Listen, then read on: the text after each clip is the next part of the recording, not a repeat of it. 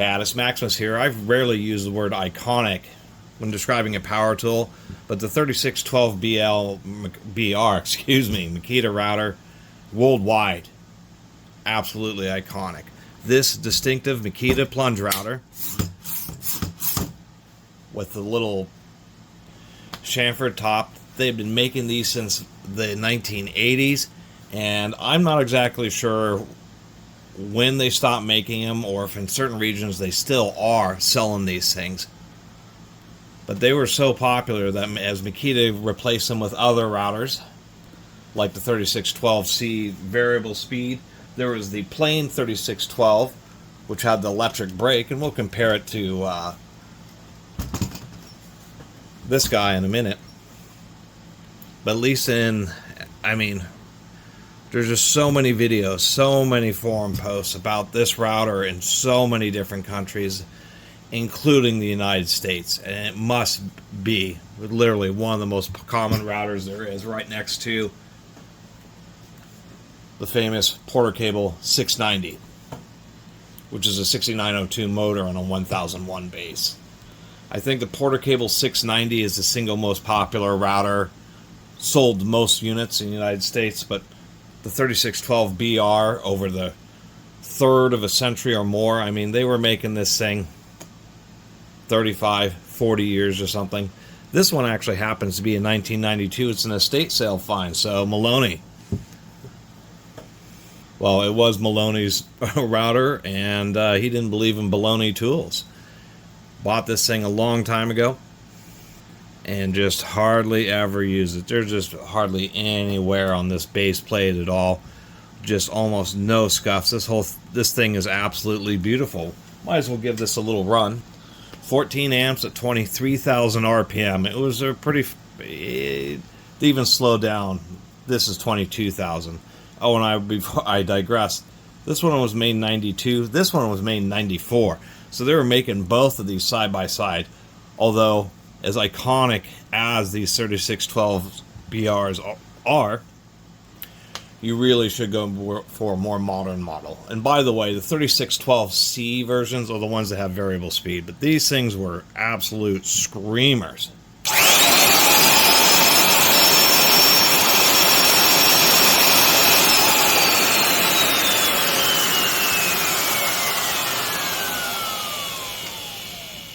They were loud, but they moved a ton of air through them.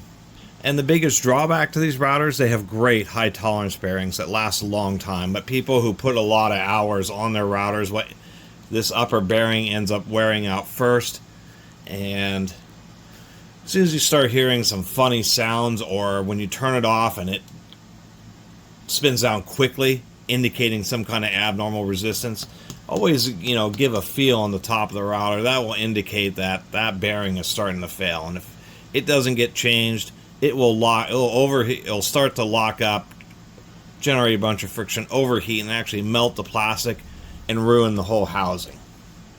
And I did want to get that early into the video. What Makita did on the newer 3612s is they did mitigate that.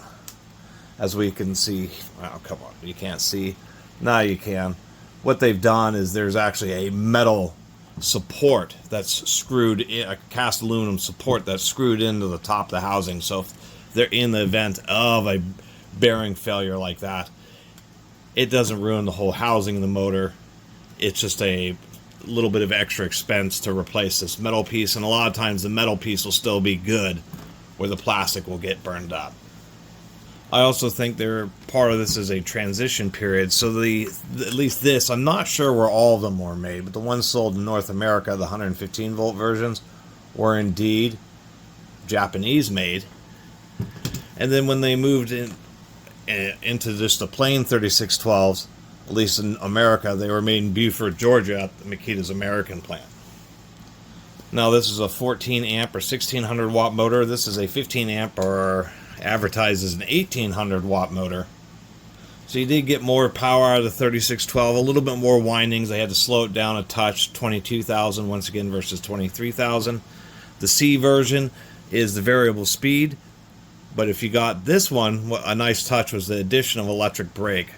which did add some expense, but it's actually a great safety feature. And great for productivity because you're not handling, if you have to do repeated cuts or you're turning on and off the router a lot, having to wait for it to coast down takes a lot of time versus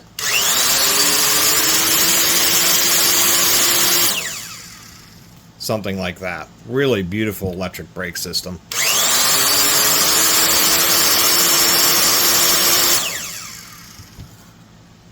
This is also when they modified the fan. As you can hear, this thing is a lot less shrill. So, I believe the one part, they also did, Makita has this big rod. What the idea here is it's a plunge extension stop. Basically, you have two different kinds of stops.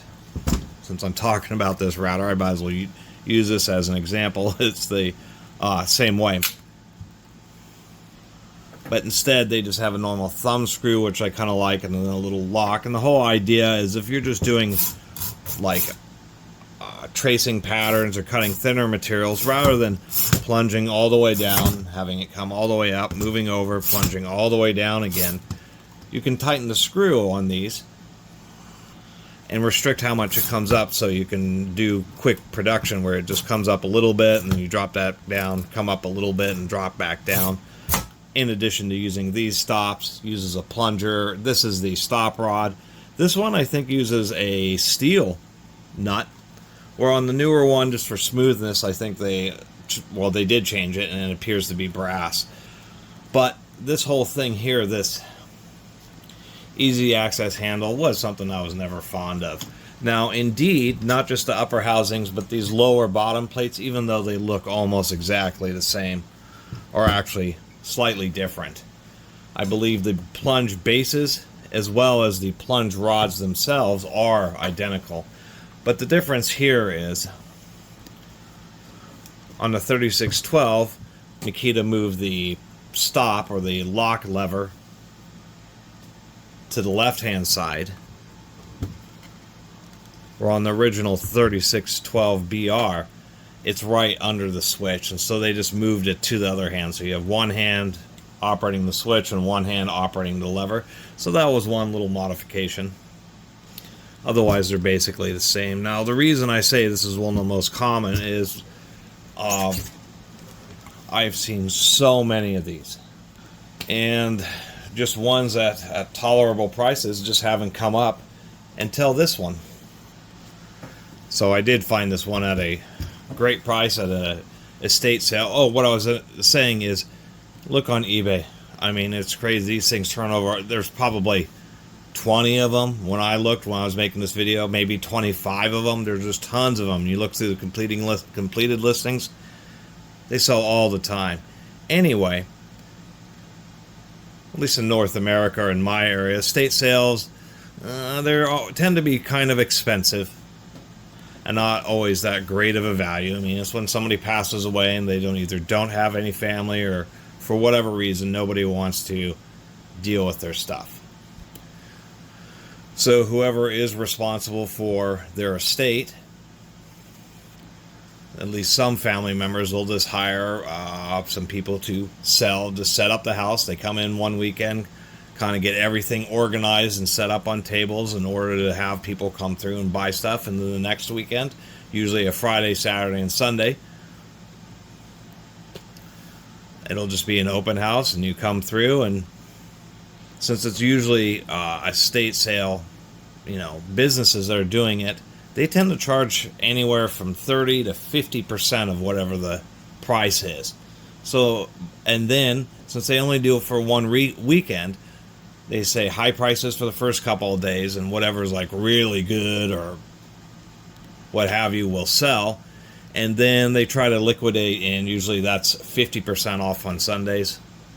And that was the case. I actually went by this estate sale. They had the guy had a few tools, and that's what I really found at. I've been to enough estate sales now, probably 50 of them, easily.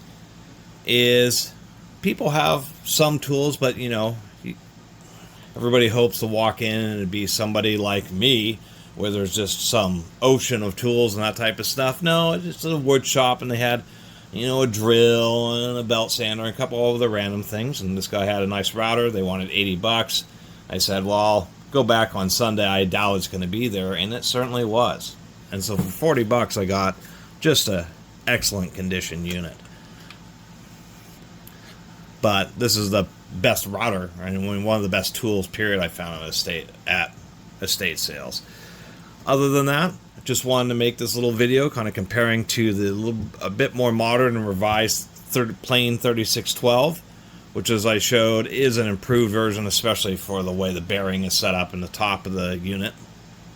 These you do have to be careful of if you ever see one of these used, and it's reasonably priced. You know, the first thing you do is to see if it spins smoothly, and then grab that spindle and really see if you can get any wobble. The bearing should be dead tight, and then if you can, plug it in. That would be optimal, because that way you can hear it. But if it's really beefed up and scuffed up, look at the bottom plate. This one, we can see that there's hardly any linear scratches of it being run across the surface. So that was like, besides the rest of the overall condition, how you can tell if a tool is really kind of worth it. And that's the deal with routers, is for the most part, they're not the kind of tool that gets, they're not like rotary hammers where they're just in really dirty, gritty environments. But with routers, you know, if they're all caked with a bunch of sawdust and maybe do have their fair amount of scuffs, it's just one that you might want to be a little bit more discerning with. Mainly because the bearings that are in routers aren't just, they're higher tolerance. In bearings, there's ABEC grades. When you buy the super cheap bearings off of Amazon or eBay, those are ABEC 1, and they don't last very long. A big portion of a bearing's lifespan is its tolerances, how precise it's been manufactured, how round are the balls, the bearing balls and the races and everything. And one of the deals with the Makitas is I think they use ABEC 5 grade bearings, which are really high tolerance but also expensive. Just a pair of bearings in a router like this can be pretty expensive. Looking around online, it really looks like you're going to be in the average anywhere $40 to $50 just for the pair of bearings, which is funny to think about, because this tool, I paid less for it than the cost of replacing the two bearings. So other than that, just wanted to make a video documenting this. There isn't actually many videos documenting this router, even though Makita's made it for over a third of a century, and is just, it's iconic because of this top shape here. And it was the same tool sold worldwide. There were just 110 volt versions and 230 volt versions, and it easily is as iconic as a Porter Cable 690. It was funny, some people online kind of thought that this was more of a less common router, when in truth it's one of the most common ones.